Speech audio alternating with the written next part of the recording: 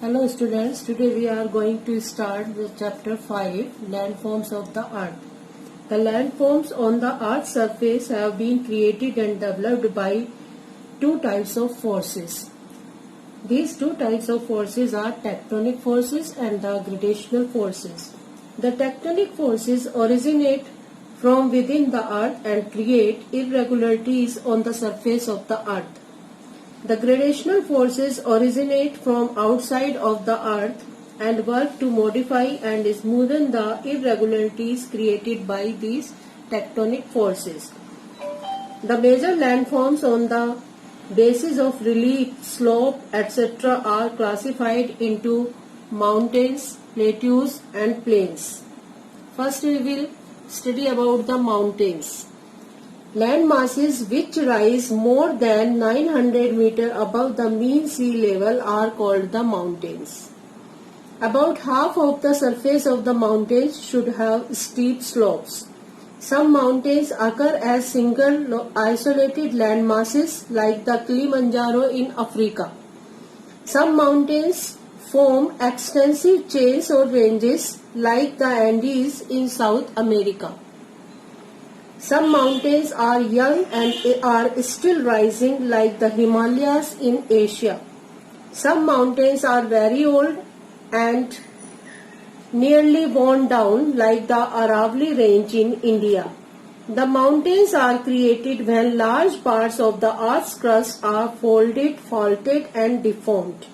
The process involved in the creation of the mountains are called orogenesis, which means the birth of mountains. Orogeny is defined as the period of the mountain building. Now we will read about the types of the mountains. There are three types of mountains. The main types of mountains about which we will study, these are the fold mountains, residual mountains and the block mountains. Fold mountains also divided into two. There are two types of fold mountains, old fold mountains and the young fold mountain. Most of the prominent mountain ranges in the world such as Himalayas, the Rockies and the Andes are the fold mountains. The fold mountains are formed by the horizontal compression forces that crumble the crust of the earth into arches and troughs.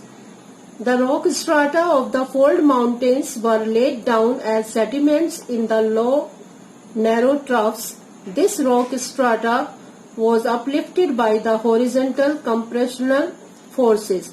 The fold mountains that have formed recently are known as the young fold mountain, such as Himalayas and the Rockies and the Andes. Some fold mountains like the Appalachians were formed much earlier. These are known as the old fold mountains. The Aravallis in India is the oldest fold mountains on the earth's surface. These are the major mountain ranges: Rocky Mountains, Appalachians. These are the different types in the world. We can see the major mountain range. This is the fold mountain. The rock strata of the fold mountains were laid down as sediments in the long, narrow trough. Next is residual mountains. The residual mountains are created due to the erosional work of rivers, glaciers, wind and other agencies. They have been reduced to their present shape and form from a previously existing fold mountain or plateau.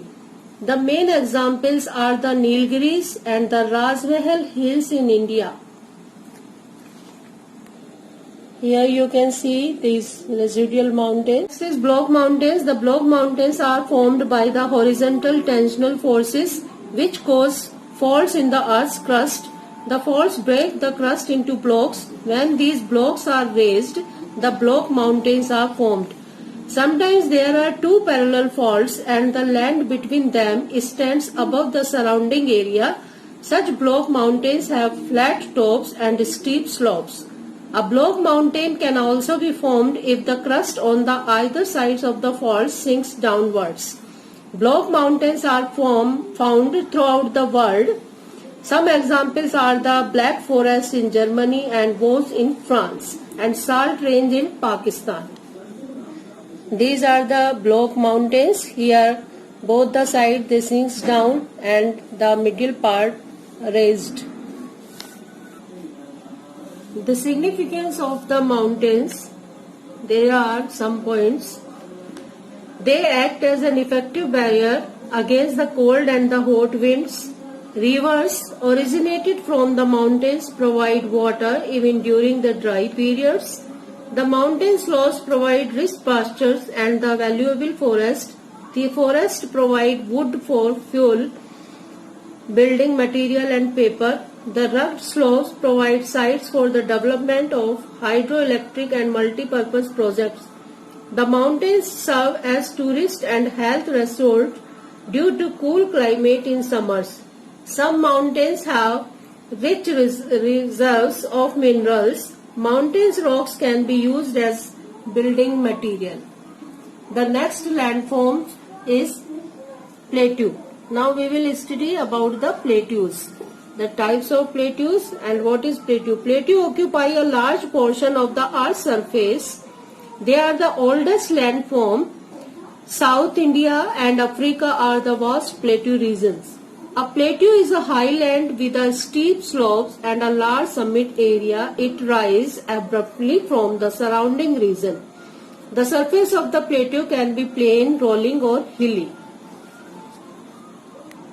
Types of plateaus. The main types of plateaus about which we will study are the intermontane plateaus and the volcanic plateaus. Intermontane plateaus are the highest, largest and the most complex in the world. They are partly or completely enclosed by the mountains. Most of them have been formed along with the mountain ranges which enclose them. The Tibetan Plateau in Asia, called the roof of the world, is the largest and the highest intermontane plateau in the world. Volcanic plateau. The volcanic plateau are formed by the work of the fissure flows. It is difficult to locate the fissure from which the lava flow has actually occurred. The total thickness and the area covered by the lava is extensive. The lava covered portion of the Deccan and the Malwa plateaus of India and the region of northwestern USA are the suitable examples of volcanic plateaus.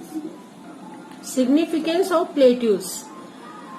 Most of the plateaus are in the semi-arid or arid regions as they are situated near the tropics or on the leeward side of the mountains. The grassland in the plateau region are extensively used for livestock rearing. Crop farming is possible if water is available for irrigation. The plateau region are rich in mineral resources and thus mining is the chief occupation. Next is plains. Plains are the lowlands where the slope of the land is gradual but never abrupt. The plain areas can be flat, rolling or even hilly. Plains are formed by the internal forces of the earth and the external forces of aggradation and the degradation. Types of plains. The main types of plains about which we will study are the structural plains and the depositional plains. Structural plains. Most of the structural plains have been formed due to the upliftment of the submerged land masses. The coastal plains are also formed by the uplift of a part of the sea floor bordering a continent. The Great Plains of USA and the coastal plains lying between the Western Ghats and the Arabia Sea in India are the typical example. The other one is the depositional plains. These are also three types: alluvial plains, drift plains and the loess plains. When the sediments brought down by the natural agents of the transportation such as water, ice, wind get deposited in the depressions, the depositional plains are formed. These plains can be further divided into these three: alluvial plains, drift plains and the loess plains. The Gangetic Plain in India and the Huang Ho Plain in China, Po Valley in Italy are the examples of the alluvial plains. These plains are formed by the alluvial deposits brought down by the rivers. The deposit brought down by the glaciers, these plains are called the drift plains. The loess plains are formed by the depositional work of the wind, a typical example of this type of plains of northwestern China. When the sediments are deposited in the lake basin, the lacustrine plains are formed. The valley of Kashmir in India is a typical example. Now the significance of the plains. The plains regions of the world are suitable for agriculture, settlement, transportation, etc. These are thickly populated. Depositional plains are more useful to man as they have fertile soils and their water table is near the surface. The plain areas generally have a longer growing season, which helps to grow more than one crop in a year, particularly in the tropical climate. Most of the big cities are located in the plains. It is easier to construct road, railways, canals and airports in the plain areas. The high density of population helps in the development of the industries. The lesson is over here. You have to learn the important terms and practice of the diagram and do the question answers. Bye-bye.